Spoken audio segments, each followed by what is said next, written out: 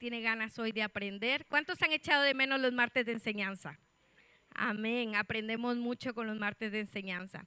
El único anuncio es que lo esperamos mañana en la oración matutina a las 6 en punto, desde las 6 en punto de la mañana.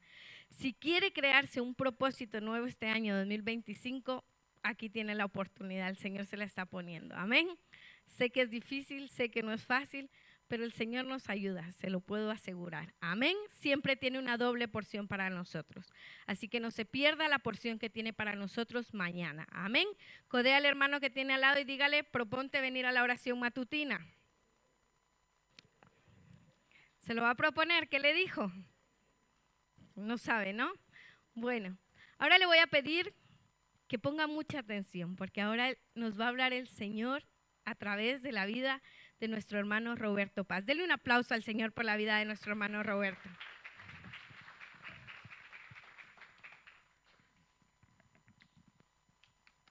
¿O está más estrecha la subida o estoy más ancho? Buenas tardes, iglesia, Dios te bendiga. Buenas noches, no sé. ¿Qué tal? Amén. Me alegra estar en este lugar. Como dijo el Señor, no sabéis cuánto he anhelado tomar esta palabra con vosotros. Bien, estamos hablando de los nacidos de la casa de Jacob. Hoy tenemos Aser, abundancia y seguridad extraviada. Y quiero que vaya conmigo a Génesis capítulo 49, versículo 20. Y vamos a leerlo todos juntos. Y si siente ponerse de pie, lo invito a que lo haga para no sentirme solo aquí de pie. Así que sea solidario, hermano, póngase de pie conmigo. Además, cuando estamos de pie, nuestras oraciones llegan más rápido al cielo porque estamos más cerca del cielo. ¿Vale? Lo tenemos. El pan de Aser será sustancioso y él dará deleites al rey. Señor, te bendecimos, Padre, por esta palabra que nos has dado esta noche, Señor Jesús. Te pido, Dios, que impacte nuestra vida, Señor, que nos catapulte, Señor, a ser cada día más como tú, Cristo de la gloria. Que cambie nuestra manera de pensar, que haga esa metanoia, que siga obrando en nuestra manera de pensar, Señor Jesús, y en nuestro caminar cristiano, que sea cada día más brillante como la luz de la aurora, Señor Jesús. Bendícenos, Señor, en esta palabra. En tu nombre, amén y amén. ¿Puede tomar su asiento? Bien, le cuento cositas. Aser fue el octavo hijo de Jacob, el segundo hijo que tuvo con la sierva de Lea, que se llamaba Zilpa. ¿Os acordáis lo que nos contó el pastor Dani del vientre de alquiler? Pues este también nació de esta manera, del vientre de alquiler bíblico de aquel tiempo. El nombre de Aser puede significar o feliz o felicidad, pero más etimológicamente vendría siendo bienaventurado, sería la traducción más exacta. Bienaventurado sabemos que es 3 veces feliz, 3 veces bendecido, es una expresión de alegría, de regocijo. Tuvo Aser 4 hijos y una hija. Vale, en la distribución de las tierras, cuando Josué repartió las tierras de la tierra prometida, cuando tomaron posesión de la tierra, Aser recibió la franja costera fértil al norte del monte Carmelo hasta Sidón. O sea, era una tierra rica, una tierra de mucho provecho, una tierra muy fértil, además una tierra de costa en la que podía tener comercio, tenía un comercio muy bueno porque tenía el mar Mediterráneo, y luego era la parte más fértil de toda la tierra de Israel, donde se daba muy bien el olivo, el aceite, el olivo, los olivares eran muchos. De hecho, dicen por ahí que los olivos más antiguos del mundo están en esta zona, en donde pertenecía a la tribu de Aser. Lo malo es que Aser no llegó a conquistar o a ocupar completamente su territorio, sino que convivió, no terminó de expulsar a los habitantes de aquellas tierras y convivió con ellos en las ciudades cananeas y fenicias. Así que esto ya sabéis que trae complicaciones. Otra cosa que puedo contaros de Aser, que luego lo vamos a estudiar más adelante, es que en la lucha contra Azor, Débora y Barak le echaron de menos.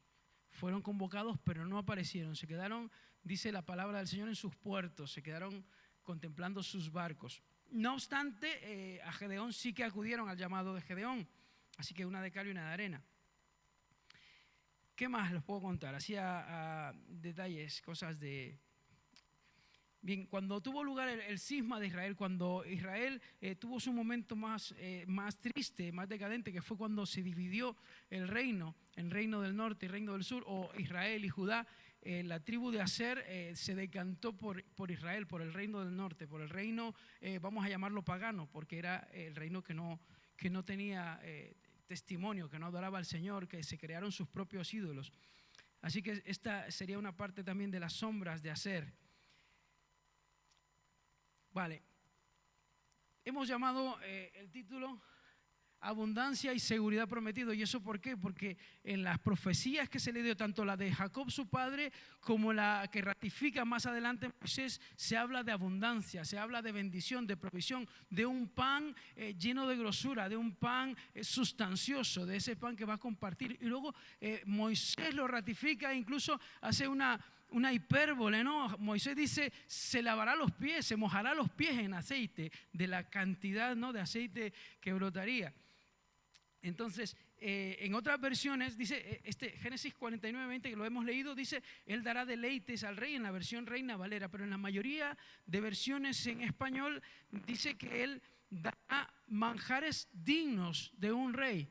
Y si me apoyan, si están conmigo, tiene sentido esta versión, porque acuérdese que entonces no habían sido gobernados por ningún monarca, no habían caído donde ningún rey, no habían sido reinados por nadie, sino que era el patriarca era el que llevaba las cuentas, no llevaba las cosas. Entonces no tenían en su mentalidad esto de ofrecer manjares a un rey, no lo tenían todavía asimilado, pero sí sabían que los reyes comían bien, por eso podían decir que daban manjares dignos de un rey. En la bendición que le menciona Jacob podemos encontrar unas palabras muy interesantes cuando nos vamos al hebreo, al original, y vamos a analizarlo un poquito más despacito para que nos quedemos con la sustancia. Y la primera palabra que vamos a analizar es lejet. Lejet es pan, ¿vale? ¿Os acordáis del Belén? Betlehem es casa de pan. Pan es la primera palabra que vamos a analizar aquí, es muy importante. En la dieta mediterránea el pan es una de las bases, ¿no? El desayuno, el pancito con aceite y tomate, qué bueno está, ¿no? Ya les voy a hacer apetito. Los bocatas de jamón, el bocata canario ese de pollo con o de pata, ¿no? Entonces, y de hecho en la dieta a nivel general, el trigo, la cebada es la base de la pirámide alimentaria, ¿no?, de la pirámide alimenticia. Entonces el pan era algo fundamental. Si hoy en día lo es, y en aquel tiempo, imagínense, con aquellas cocinas rudimentarias lo era más, porque hoy se hacen tantas cosas, ¿no? Tantas cocinas ahí súper estrambóticas, con un fogón, con un mechero, con una antorcha, y ya usted va a un restaurante y no sabe si están cocinando o construyendo un edificio. Ya hay como un soplete ahí cortando, ¿no? Ya no sé lo que es. Me dijeron, de postre tenemos arroz con leche, ¿cómo lo quiere? ¿Con canela o quemado? Yo, ¿quemado? ¿Cómo será eso? Nah, ese es quemado, literalmente. Yo lo hacía en casa, pero no me salía igual. Era quemado de otra manera.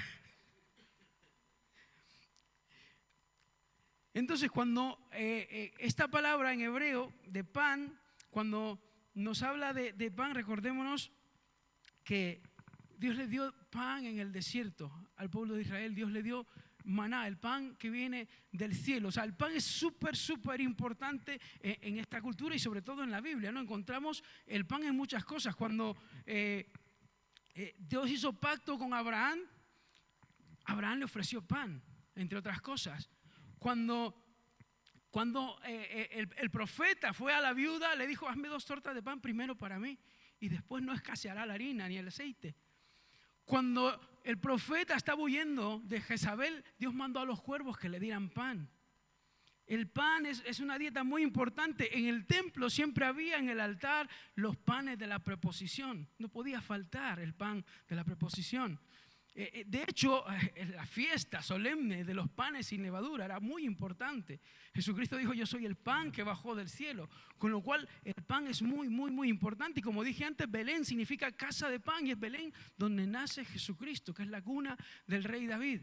Entonces esta palabra lejem es bastante importante. Y luego nos dice que ese pan es sustancioso, ¿no? Y esta palabra viene de la raíz shamen o shamán, que tiene una connotación no solo de sustancioso, sino de grasoso, de gordo, de que está enriquecido con aceite.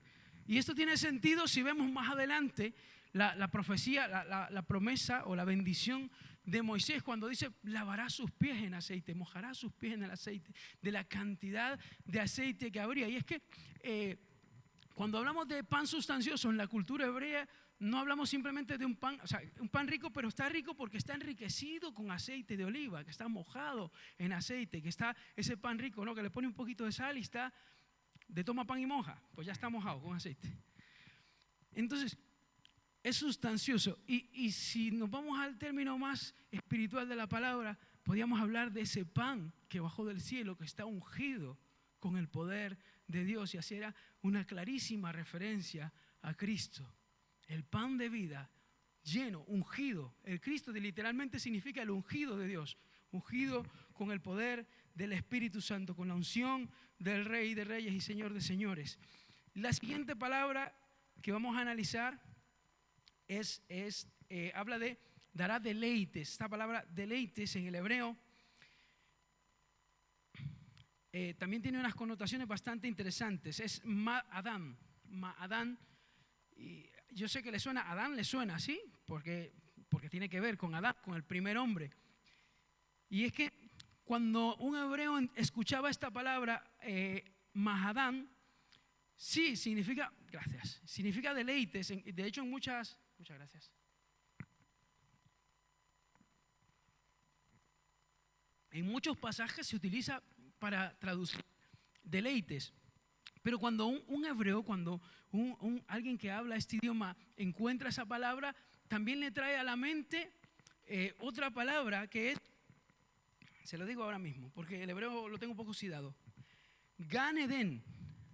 Y Gan Eden significa jardín del Edén. ¿Por qué lo relacionan? Porque a jardín del Edén, a Gan Eden también le llaman Gan Adán, jardín de Adán. ¿Y el jardín del Edén qué significa? El jardín del Edén significa perfección, significa abundancia, significa protección, significa todo aquello que el hombre perdió por culpa del pecado. El jardín del Edén simboliza aquella relación perfecta que el hombre tenía con Dios. Cuando el Espíritu de Dios se paseaba por el jardín del Edén y podían hablar tranquilamente y tenían esa relación tan cercana y tan personal. Entonces, cuando nos habla de que la tribu de Dan iba a compartir ese pan sustancioso, lo iba a compartir, ese pan lleno de la presencia del Señor, ese pan de aquel jardín maravilloso, ese pan que los transportaba a un lugar maravilloso. Nos está hablando no solo de una bendición material, no nos está hablando de que iban a tener mucha pasta, nos está hablando de que iban a tener una riqueza espiritual impresionante, de que iban a tener una riqueza espiritual grande, de que iban a estar llenos del poder y de la presencia del Señor.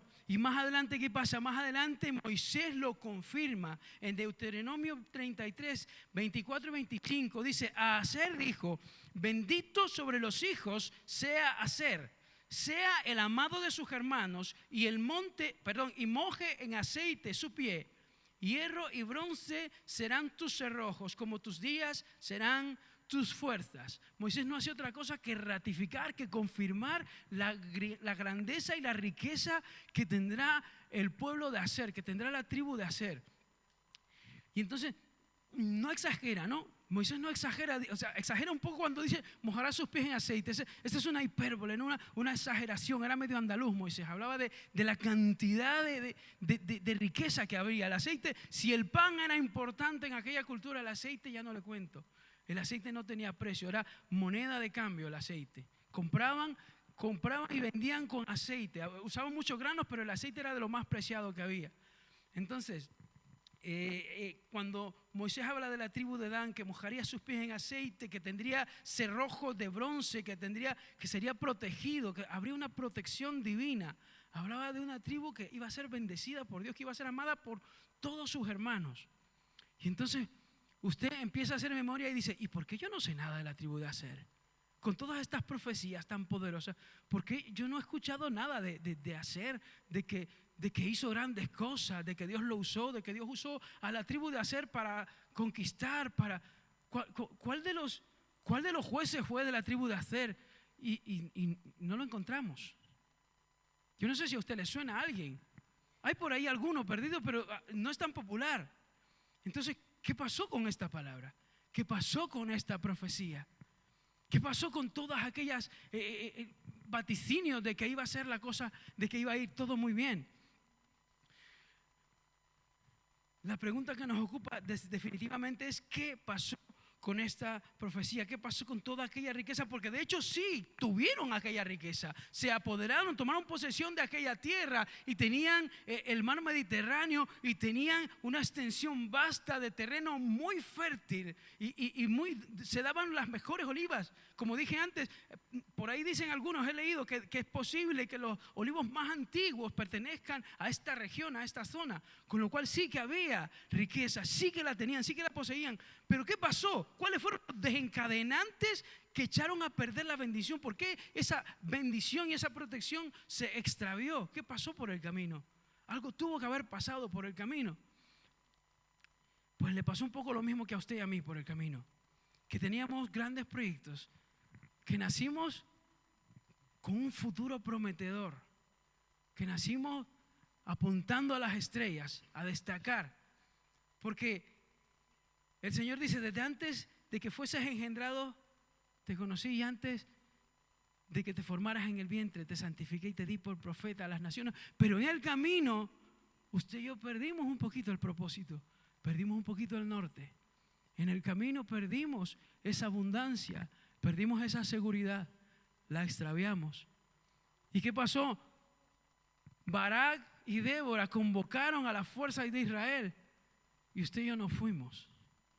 Usted y yo no nos presentamos a la batalla. Usted y yo en ese momento fatídico de nuestra vida, cuando tocaba decidir si seguir con la línea de la descendencia de David o marcharnos hacia un rey carismático, nosotros nos fuimos con el rey carismático, con Jeroboam, y dejamos de lado a Roboam. Aunque aquel era el ungido, aunque estaba loco, estaba mal de la cabeza, pero era el ungido de Dios. David dijo, no levantaré yo mi mano contra el ungido de Dios cuando hablaba de Saúl. Entonces la tribu de Aser decidió seguir a Jeroboam en lugar de quedarse con la descendencia, con el linaje escogido de Dios. Eso nos puede pasar a todos y nos ha pasado muchas veces. Si usted empieza a echar cuenta, seguramente se encontrará en un momento en su vida en el que usted dejó de hacer lo que tenía que haber hecho por hacer lo que quería, lo que le gustaba, o lo que de alguna manera las circunstancias le obligaron a hacer por causa de decisiones malas. Porque puede que tengamos todo el futuro por delante, que tengamos palabra profética de parte de Dios, que todo va a ir bien, que vamos a ser potencialmente poderosos, que Dios nos va a usar con poder, con señales, con prodigios. Pero ¿sabe qué? Seguimos teniendo la capacidad de poder echarlo a perder. Porque al fin y al cabo, seguimos teniendo aquello que se llama libre albedrío. Porque cuando Jonás decidió ir a Tarsis, Dios le puso 1000 trabas y al final Jonás tuvo que decidir ir a Nínive. Pero Jonás no lo hizo de todo corazón, Jonás lo hizo de mala manera. Jonás iba y Jonás no predicó arrepentimiento. Jonás en ningún momento dijo, arrepentíos porque viene un juicio. No, de aquí a 30 días vendrá un juicio y serán arrasados todos. Se acabó. Y Jonás se fue a un sitio alto para contemplar la destrucción de Nínive. Y no es que Jonás fuera malo, no me malentienda. Jonás era un nacionalista puro y duro. Jonás es muy respetado en el hebreo porque Nínive le había hecho mucho daño a Israel y Jonás tenía eso en su corazón. Pero Dios ama a todos por igual y hace salir el sol sobre buenos y malos y hace llover sobre justos e injustos. Gracias a Dios que Él es Dios y no nosotros que somos hombres. Entonces, hubieron desencadenantes que extraviaron esa bendición, que extraviaron esa seguridad por el camino, como usted y yo hemos tenido desencadenantes. La Biblia nos habla, por ejemplo, de Moisés, y dice de Moisés que era el hombre más manso que había sobre la tierra. ¿Y sabe qué pasó con Moisés? En un arrebato de cólera, perdió la oportunidad de entrar en la tierra prometida. Y nos habla de David, un hombre conforme al corazón de Dios, que planificó y urdió un plan para ser el asesino intérprete, ¿cómo se llama? Intelectual, correcto, el asesino intelectual de un señor al que él le había sido infiel con su mujer. Le había, bueno, usted entiende, ¿no? Me lié por el camino. Orquestó un plan para que su vergüenza, su infidelidad quedara escondida. Y el hombre que le estorbaba fuera asesinado por mano de sus enemigos. Yo no sé si pilla la ironía, ¿no? Es un poco irónico. El profeta de fuego, Elías, acababa de ajusticiar a 800 y pico profetas de paganos, pero vino una mujer, una sola mujer, y le amenazó de muerte y salió huyendo. Huyendo de tal manera que quería morirse.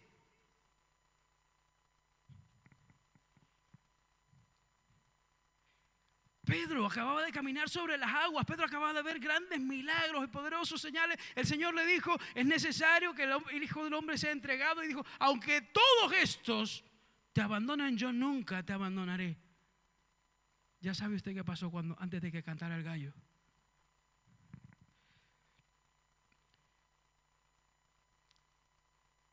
No podemos confiarnos porque nos hayan dado palabra, porque la gracia de Dios esté con nosotros. No podemos creer que la gloria del vaso.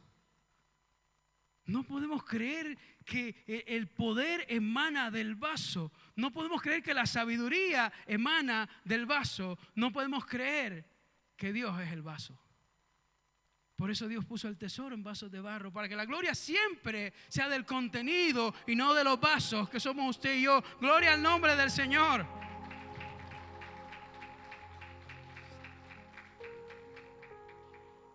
En esa lista que mencioné anterior, usted puede poner su nombre, yo puedo poner el mío. En aquel momento en el que obviamos o sucumbimos ante la tentación o simplemente dejamos de hacer lo que teníamos que hacer porque nos gustaba más lo otro, porque por el placer o por lo que usted quiera ponerle. Pero usted y yo encajamos perfectamente en esa lista de personas que extraviaron la seguridad y la protección y la bendición de Dios por el camino y no trascendieron. Se quedaron ahí sin pena ni gloria. Si usted hace un recorrido por los cementerios, usted va a encontrar tumbas de personas que fueron importantes en un tiempo para su familia, fueron importantes para sus amigos, para sus hijos, pero ya está, no trascendió, se quedó ahí.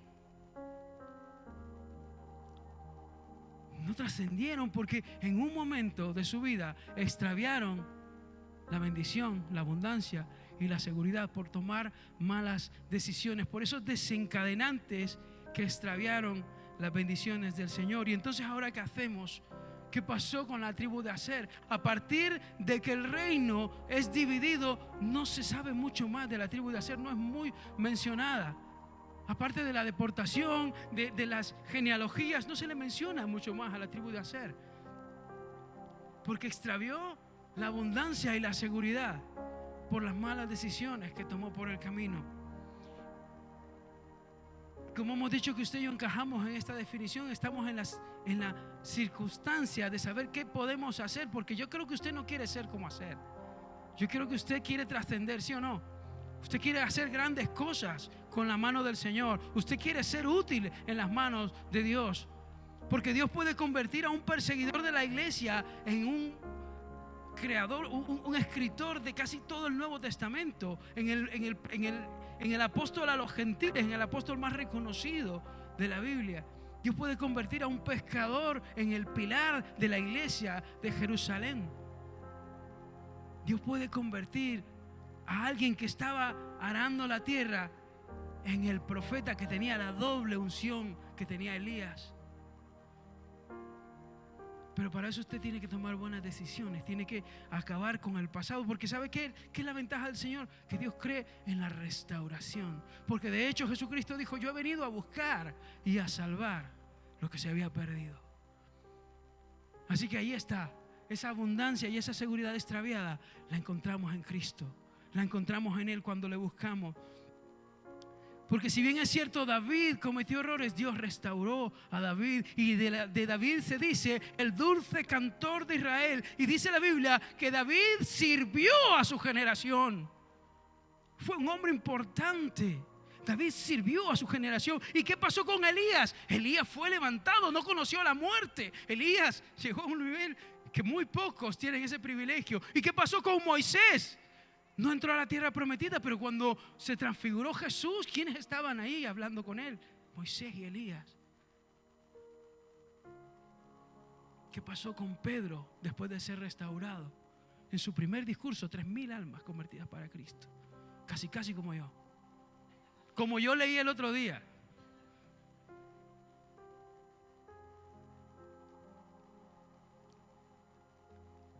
Dios cree en la restauración. Dios es el Dios de la restauración, el Dios de las segundas oportunidades, el Dios de recuperar, de buscar, de redimir. ¿Sabe qué significa esta palabra redimir? Significa comprar por precio algo que ya se había perdido. Usted y yo habíamos hipotecado nuestra vida, nuestra alma, y no solo la habíamos hipotecado, sino que la habíamos perdido. No nos pertenecía a nosotros. Pero Jesucristo la pagó por un alto precio, su sangre, su vida, para restaurárnosla, para dárnosla otra vez y decirlo: toma, sigue adelante, sígueme.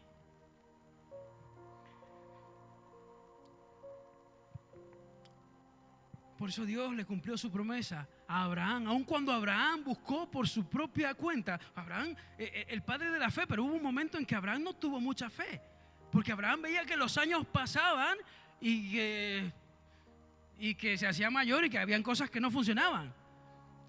Y que iba a llegar un momento en que ya iba a ser inviable esa situación. Así que él y Sara tuvieron que tomar una decisión humana de buscar la solución a aquella promesa de Dios. No obstante, Dios fue fiel y Dios le cumplió la promesa a Abraham, aun cuando Abraham falló. Por eso Dios restauró a David, aun cuando David hubo fallado.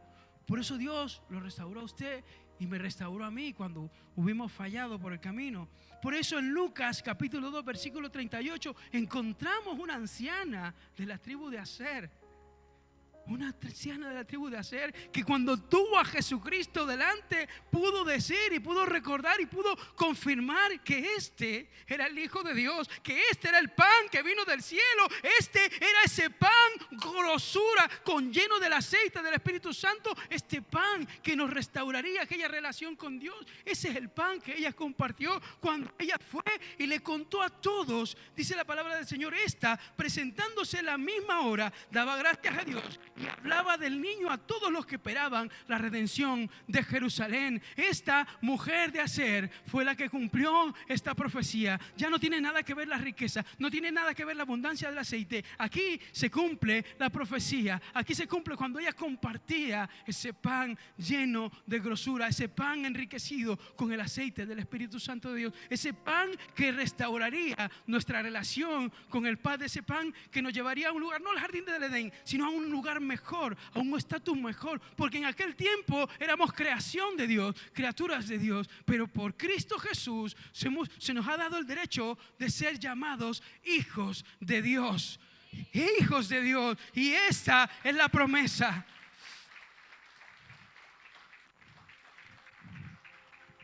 Entonces Ana, de la tribu de Aser, una anciana, comparte el pan sustancioso que se prometió. Ese pan sustancioso del que habló Jacob allá en Génesis, lo encontramos aquí en Lucas. Cuando una anciana fiel que había enviudado y que llevaba todos sus días y que oraba y que ayunaba, reconoció al niño y supo que era el Hijo de Dios, supo que era el Redentor, el Salvador. Cuando aún el mismo Juan el Bautista, ese que cuando aún estaba en el vientre de su madre saltó de emoción al reconocer a Jesús en el vientre de María. Ese Juan que decía, yo soy aquel que dice la Biblia, voz del que clama en el desierto. El mismo Juan que cuando miró a Jesús le dijo, yo no soy digno de desatar encorvado las correas de tus zapatos. Eres tú quien debe bautizarme a mí. Ese Juan que le dijo a todos: he aquí el Cordero de Dios que quita el pecado del mundo. Ese mismo Juan, en la hora más oscura, mandó a decir, preguntarle si es él o si tenemos que esperar a otro. Porque tú y yo en nuestra hora más oscura también hemos tenido esa duda tan fuerte. ¿Será que Dios me escucha? ¿Será que Dios de verdad me ama? ¿Será que Dios está conmigo? ¿Me habrán engañado en esa iglesia? ¿Me habrán comido el coco? ¿Será un cuento de hadas? Pero Ana pudo reconocerlo. Y Ana no solo contempló y reconoció el pan sustancioso, sino que lo compartió con su entorno. Y a esto hemos sido llamados, a compartir ese pan sustancioso con todo nuestro entorno. No, si algo nos puede enseñar la tribu de Aser, si algo nos puede enseñar, es que en nuestras manos está la capacidad para echar a perder todas las bendiciones de Dios. Pero en las manos de Dios está la capacidad para restaurar todo aquello que tú y yo perdimos por el camino. Dele un fuerte aplauso al Rey, porque es digno, porque es santo. Aleluya, aleluya. Y quiero decirte una cosa: aunque tengas todo a favor, aunque parezca que la vida te sonría, aunque todo sea propicio para triunfar, recuerda que las pequeñas zorras echan a perder las grandes cosechas, que las moscas estropean el perfume del perfumista. Y una pequeña locura, un pequeño arrebato te puede quitar la posibilidad de entrar en la tierra prometida, de poseer aquello que Dios te prometió. Y no es que Dios no cumpla, Dios cumple, pero tú te puedes apartar del camino hacia la promesa. Así que empieza a buscar la redención, empieza a ser como Ana. Y empieza a compartir el pan sustancioso con aquel. Porque Dios quiere restaurar nuestra vida. Dios no quiere que las bendiciones estén extraviadas por el camino. Dios quiere que estemos. Él vino para darnos vida y vida en abundancia. Dijo que el que tenga sed, que venga y beba de mí. Y que no tendrá sed jamás, sino que de su interior correrán ríos de agua viva que saltan para vida eterna, que salpican a todos los que están alrededor. Entonces, esta noche te invito, iglesia, a que te acerques al Dios de la redención, al Dios que redime, al Dios que restaura, al Dios que compra aquello que tú y yo perdimos por el camino y te lo vuelve a dar, ya no de la misma manera, ya no como un criado, no como una creación, no como un siervo, sino como su hijo, como el Hijo de Dios, como el heredero, coheredero con Cristo Jesús. Entonces, aunque tenías todo a favor y lo perdimos por el camino, tenemos con nosotros al Dios del camino. Así que Pablo iba persiguiendo a aquellos del camino. Aquellos del camino eran los discípulos de Cristo, porque Cristo es el camino y es la verdad y es la vida. Así que si por el camino extraviaste la bendición, la abundancia y la seguridad, en el camino encontrarás al Creador, al autor y consumador de la fe. Él es el camino. Ponte de pie conmigo un momento.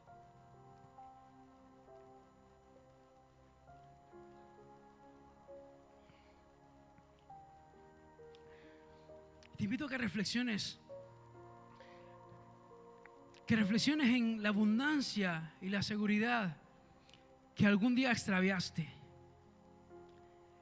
Te invito a que, y si no los has extraviado, si tienes en tu haber esas profecías, esas palabras, esas promesas, las tienes en tus manos, te invito a que también medites en ello, porque Aser las tenía. Aser tenía grandes promesas, grandes profecías, y las extravió por el camino. Si tú no los has extraviado, es el momento entonces de que te afirmes y le digas: Señor, yo quiero mantenerme fiel, yo no quiero apartarme de tu perfecta voluntad, porque hay caminos que al hombre le parecen rectos, pero su final es camino de muerte, porque el hombre se cree sabio en su propia opinión. Pero así como los cielos son más altos que la tierra, los pensamientos del Señor son mucho más altos que los nuestros, y sus caminos más que los nuestros. Así que te invito a que te arraigues, que te agarres fuertemente. Que te agarres fuertemente del Señor, del que puede redimirte, del que puede restaurarte, del que puede volver a dar no solo aquello que perdiste por el camino, sino aún más. Porque Él ha prometido, no tendrás sed jamás. No solo vas a saciar tu sed, sino que de tu interior correrán ríos de agua viva. Ya no solo está hablando de que no vas a tener sed, sino que vas a tener para dar, para bendecir. Tú te vas a convertir en una fuente inagotable para compartir ese pan sustancioso, ese pan que nos lleva a esa comunión maravillosa que el Señor tenía al principio con el hombre, antes del hombre haber pecado, antes del hombre haber transgredido la ley de Dios. Y este es el momento para que le diga: Señor, este primer martes del 2025, primera enseñanza que recibimos, Señor, no queremos extraviar la bendición y la seguridad. No queremos extraviar la abundancia. No queremos extraviar tus bendiciones por el camino, Señor. No queremos tomar malas decisiones que nos aparten de tus propósitos, Señor Jesús. No queremos ser llevados por nuestra propia opinión, por nuestra propia prudencia y mucho menos por nuestra concupiscencia, Señor. Sino que queremos ser guiados por ti, por tu Espíritu Santo, por tu verdad.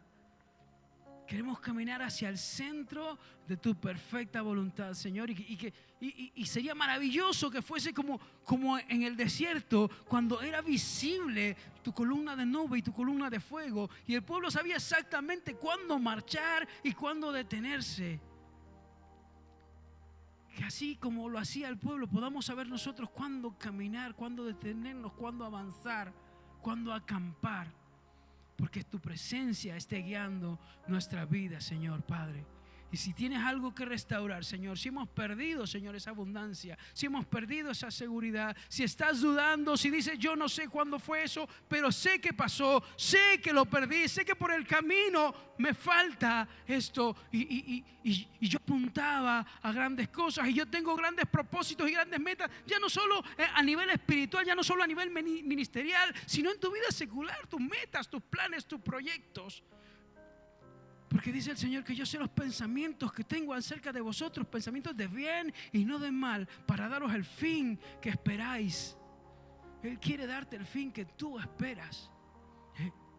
Dios sí quiere cumplir tus sueños. Dios sí quiere que tú alcances tus metas. Dios sí quiere que tú seas feliz, que tengas una vida abundante. Dios sí quiere. Entonces, ¿qué vas a hacer? Acércate al trono de la gracia. Porque si bien es cierto, tenemos una gran nube de testigos alrededor nuestro, entonces nosotros tenemos que actuar con una convicción, con una seguridad, con una fe tremenda. Porque aquellos testigos no son poca cosa. Señor, te bendecimos, Cristo, en esta tarde, Señor. Míranos, Señor, humanos, falibles, Señor. Cometemos 1000 errores, Cristo de la gloria. Y no es que no querramos cometerlos. Lo que queremos, Señor, es que tú nos guíes, Señor Jesús. Que si los hemos cometido ya, Padre, que tú nos redimas, Cristo de la gloria. Porque solo tú puedes restaurar nuestra vida. Solo tú puedes redimir, Señor, nuestro corazón, nuestro ser. Solo tú puedes, Padre, llevarnos a ese lugar mejor que el jardín del Edén. Mejor que el jardín de Adán, Señor. Así que te pido, Cristo de la gloria, que mires los corazones aquí en esta noche, Señor. Que mires las peticiones, las manos levantadas, Padre. Que mires las lágrimas, Señor, derramadas, Cristo de la gloria. Los que están anhelando volver a encontrar aquella bendición perdida. Los que están anhelando encontrar aquella palabra perdida. Los que están anhelando encontrar aquello que durante tanto tiempo amaron tanto y protegieron y que en un momento de descuido perdieron. Que hoy puedas abrazarlos, Señor Jesús. Que hoy puedas abrazarlos y decirles: no temas, yo estoy contigo. No temas, yo estoy contigo. No temas, yo estoy contigo. Porque a María y Marta le dijeron: Señor, ya está muerto. Ya lleva 4 días. Y él le dijo, si crees verás la gloria de Dios. Si crees, iglesia, verás la gloria de Dios. Si crees, verás la gloria de Dios. A Jairo le dijeron, tu hija ha muerto. Jesús le dijo, ten paz, yo estoy contigo.